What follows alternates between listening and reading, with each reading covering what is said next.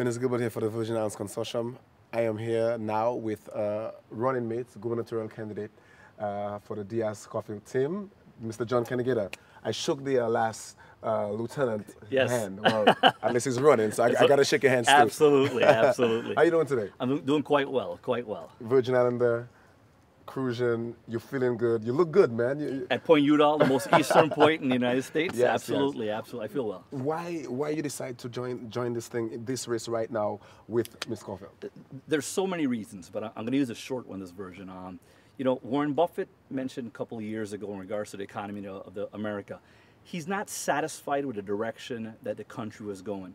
That's pretty much the same answer for me. I'm not satisfied with the decisions being made and the direction which the Virgin Islands is going to. I intend to live here for the rest of my life. I want to be a part of the direction that we're going to turn this islands into. You are a business owner, Yes, well known in the community. Absolutely. You're all over. You're helping. You're working. You're doing all kinds of things. But you decide to join in with Diase-Coffelt. Why Ms. Coffelt? Ms. Coffelt, you know, when we met back in, I think it was February or March, we sat for about 2 hours and we spoke about just simple things. You know, we shared our philosophies, we shared our beliefs, and we were so similar in so many ways. You know, not knowing if she was going to ask me to run 3 days later, I said, exiting that meeting, you know, this is the type of individual that I can run with in 2018. And hey, the rest is history at this point. Yeah. Very good, very Absolutely. good. Of course, so what do you intend to bring to help Ms. Coffelt, you know, in her bid to make the Virgin Islands a better place? How do you, I know, you know, banking and Sure. insurance, but Sure. what else do you bring to the table? I think, well, first of all, you know, Judge Diase is such a strong character. I'm really going to be her right-hand man. I'm going to come to the site. Yes, I bring, you know, my business aspect, long-term Virgin Islander, work in the field of energy. I'm a strong leader. I was a hazmat or hazardous material captain for many years in a refinery.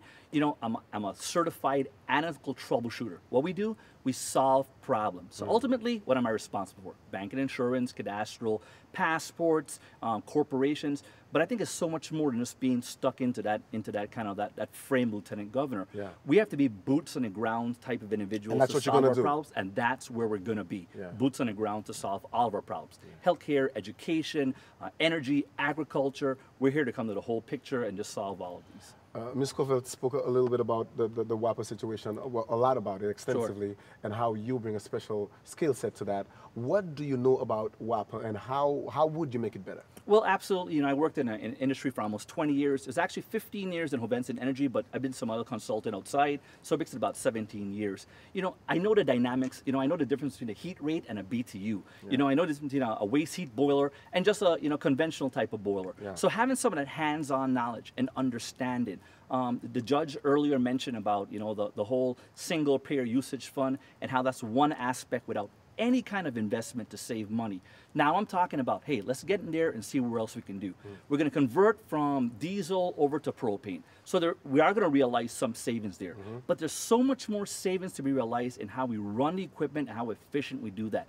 That's what I did. I saved my former company millions and millions of dollars every year. I'm going to be boots on the ground. You know, I have permission from the governor to do that. I want to work with our new energy czar. I want to work with whoever the director of WAPA is to say, hey, are we doing what's necessary? Are we training our people? Are we invested in the workers of WAPA to ensure that they're running the equipment right? So in addition to the propane project, there's so much more dynamics that I typically will understand because of the field I've been working in for 15, 17 plus years. Hugo Hodge has been at the helm of WAPA for a very long time. Correct. Would you encourage your governor to have him step aside? You know, we'll definitely have to sit down and discuss where our vision is. If he's willing to be a part of the vision, because that's what it's about, having a vision and moving forward. Would I ask him to step aside? I'm not sure about that right now. But I tell you, I've been dissatisfied with some of the projects we've had in there, especially the location of where the Vital project.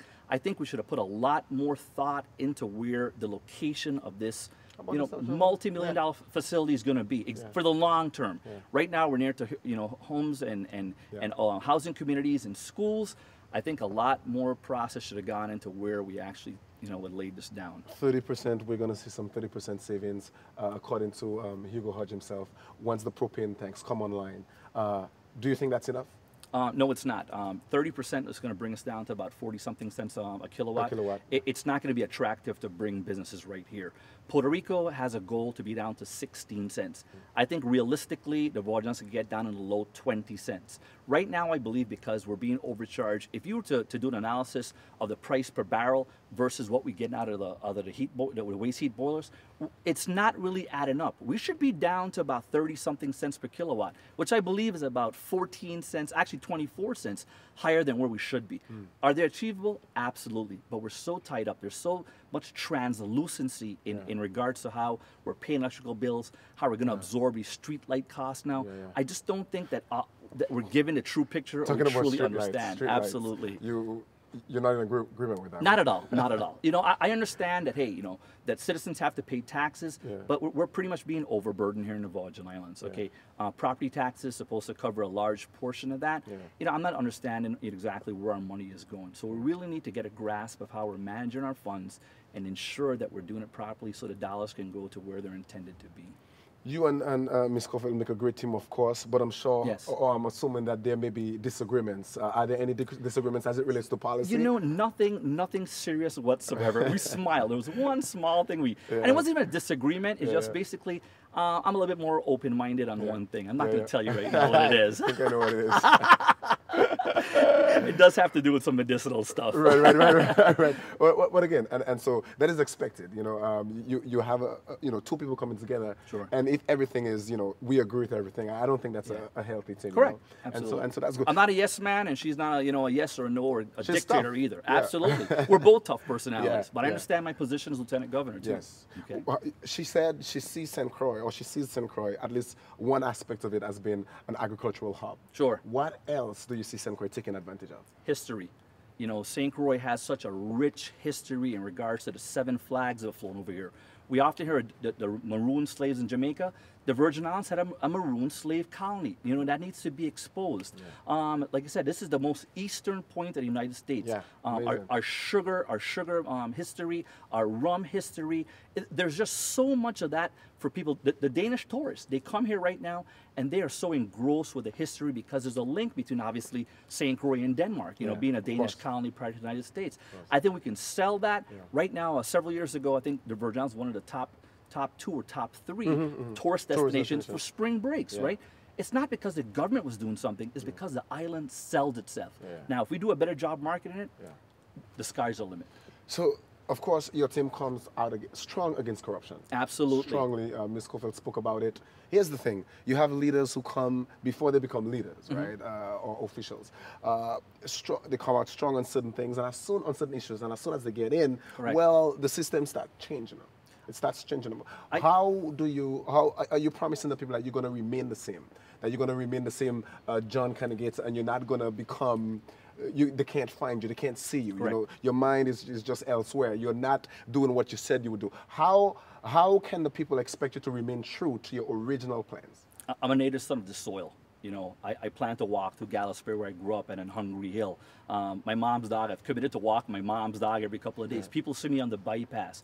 I plan to still have a small role in my business because, like you said, I love what I do there. So it's just me. I'm John Canegata. I'm not going to change. I don't think my friends or my people are going to allow me to change. I think I'll probably be a little bit more busy with some of this, you know, solving some of the problems we have here. But hey, this is who I am. You know, I had an opportunity to leave St. Croix, go work for Saudi Arabia. I had 3 offers actually in Saudi Arabia. And it was tempted. I was young. I'm looking for a little bit of adventure. But you know something? I couldn't leave this behind. The same thing. I had offers in Texas and Louisiana. It came close because ultimately I got to take care of my family. As a man of my family, I'm responsible for that. I made it work. I stayed here. I live within my means. This is John. This is who I am. You're a family man, of course. Absolutely. Oh, you've been married for 14 years? 14 years. All right. I'm going to venture elsewhere because you probably shouldn't have told me this, the medicinal thing. Sure. So your take on it, you're thinking then the medicinal portion of marijuana should be legalized in the Virgin Islands? I'm considering it, right? Like you said, in regards to legalization, I'm against it. I think a lot of individuals, like I'll spend a day on the beach and people will smoke marijuana. I think it's offensive to me. I think it's a lack of respect. So I have no issues at all. I don't want to legalize marijuana. I did see a very interesting documentary, and I went on their web after seeing Sanjay Gupta on CNN, and I saw individuals that were incapacitated, especially young children. and they used some of the very low THC marijuana. They made an oil out of it, and I think there's a lot of promise. So I'm not 100% convinced yet, but I think I have a little open mind towards it. A little bit. Me personally, I think it's a good idea. That's just me personally. Correct. As for the medicinal portion of it, but your governor decides no, it's not going to happen. What do you do? It's a small thing. It's not going to be a game changer for me and my governor. I don't have strong commitments to it. Right. It's a done deal, like you said. Ultimately, it's not about making my governor happy, but it's about let's focus in on some of the bigger issues, right? Hospital, education, energy, crime. You know, those are more important issues than really messing around with marijuana and even medicinal or agricultural aspects of it. Yeah, so you're a small business owner. Yes, I am. How has been the climate on St. Croix? Sure, it's been horrible. In 10 years, here's the evolution of my personal business. I went from a 6-day-a-week operation with 6 full-time employees, and over the years, we have a 3-day-a-week operation with 3 part-time employees. Wow. Our energy went from about 22 cents per kilowatt when I first started in 2004. We're paying 54 cents a kilowatt. On any given week, if that income doesn't come in, we can close our business down. It is that serious. You know, only by the grace of God, I think that we're really holding on and moving forward. And it's unfortunate, not for me, but really for my employees also. Wow, yeah. They depend on it. So I have a retiree from the fire department. I have another individual, probably, you know, not the most affluent part of the, you know, in regards to her economy. Yeah. So we're there to really help her. And it's tough. And me and my partners, in 10 years, we have not reaped the benefits of this. It's unfortunate of the government inefficiencies, the high electrical rates, and it's tough to find help in general. Because in our line of business, there's a high level of trust that's required. Right. We can't just hire anybody off the street for that position. Right. And so, of course, you have a vested interest in seeing the economy get back up to par. Of course, you're in line with what Ms. Coffelt says. What else? What would you bring to complement her ideas? Of course. Well, obviously, she talked about lowering the energy costs. You know, that's a given. Yeah. And then obviously making it more business friendly. Yeah. So I think the third aspect is really getting a holistic view of our tax structure. We're talking about gross receipts, excise tax. I'll tell you that something that's very bothersome to me as an American citizen. When we bring products through, not the Postal Service, but the other carriers, we have to pay a high excise tax. We have to pay a tax to the federal government. I think it's very burdensome because it's probably one of the few places, few territories, few states, or whatever, that the income generated from locals pays 100% of the salaries for Customs and Border Protection.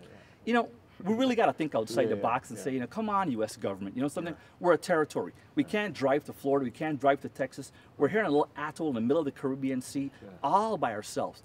Give us some help now, okay? Exactly. By allowing us to help ourselves and not reaping the benefits of this one little agency. You're still a Republican. I am a Republican. Your candidate is an independent. Yes, she is. And so you've meshed to become this thing. That is why the government has been fighting you guys for so long. Yes. Doesn't make sense, but yes. Yeah. As it relates to, you know, folk who are die-hard Democrats, and they're like, man, I love Mr. Canegata, but he's a Republican. I've heard that. You've heard that? Yes. What do you say to him? You see, it's unfortunate because the first thing, I'm a Virgin Islander, right? And the only thing that separates me from them, listen to my values. My values are respect the Constitution. I believe in personal responsibility, the sanctity of life, and limited government. I don't want government involved in every aspect of my life. I don't want every court ruling from the Supreme Court to come down. That's what makes me a Republican. Okay, are there some other views? Yeah, you know, I believe in the sanctity of marriage, you know, and obviously with the whole whole marijuana issue, okay, I'm against that because I am conservative. But I'm a Virgin Islander. I'm a compassionate individual, you know. I don't believe in cutting off all the benefits, you know. But we are conservative. Wherever there's a social program, we have to make sure there's a responsible place to bring money to fund that program properly. We haven't spoken about St. Thomas a whole lot. Of course, probably you could relay this to me. What's your team's plan as it relates to St. Thomas's economy? We spoke about St. Croix. Sure. What about St. Thomas? What are the plans there? I know, okay, tourism, but what else? Sure. Well, you know something, it's going to go back to tourism. You know, I've seen on St. Croix how important the Hovensa refinery was to us. Yeah. Cruise ships is the Hovensa refinery of St. Thomas. It is. Yeah. We've sat and spoken to a lot of the individuals that can Haven site, and I didn't understand the true dynamics, right? There's only 150 days out of the year that St. Thomas doesn't receive cruise ships. They are failing. They need more days worth of cruise ships. I said, how is this possible? And these vendors broke it down for me. Their lifeblood is dependent on cruise ships. How to diversify that? I think first of all, we need a healthy ferry between St. Thomas, St. John's, and the Virgin Islands. Because when that refinery opens up and when we start to invest in more agriculture, there has to be a better mode of transportation to bring St. Thomians, bring St. Joanians. I love me that ferry, man. And we need that, right? Because I don't think, there's Virgin Islands that don't barely even make it out to Point Udall, much less as St. Thomas or St. John's. As brothers and sisters and uncles, how are we going to get to know each other if we can't get across these 40 miles of water? So we have to invest basically in a very strong ferry instructor or lower the cost to fly over this to merge our families together so we can start, like you said, trading and just doing business in general. All right, man. Thank you so much. I'm going to give you an opportunity to speak directly to the people of the Virgin Islands, and much success with the campaign. It's been a pleasure, Ernest. You bet. Hello, Virgin Islands. My name is John Canegata, and I'm your Lieutenant Governor candidate running along with Soraya Diase-Coffelt for the position of governor. We're #1 on the ballot. What do we offer? Our team is honest, our integrity is on point, and we want to offer just a different political aspects or views in regards to how we're going to change the Virgin Islands. First, we want to lower energy costs. We want to have a vibrant economy. We want to become more business friendly. We want to improve our educational systems and really ensure that the dollars that we get from the federal government or from within our government gets down to the children. Our healthcare issues we know is of a major concern. We're going to work with our doctors and our healthcare departments to really come up with top solutions to really ensure the Virgin Islanders that they can receive the best quality of health they can. Ultimately, in summary, what do we want to do? We want to improve the quality of life of every Virgin Island, not for some. And how are we going to do that? We've waged a war on corruption. We're going to see this war through, and we're going to put a foundation in place to really make the necessary improvements that all of us as Virgin Islanders need. With the grace of God and with your help and your support on November 4th, we ask you to vote #1, John Canegata for Lieutenant Governor, and my gubernatorial candidate, Soraya Diase-Coffelt. Thank you very much. God bless you, and God bless the United States Virgin Islands.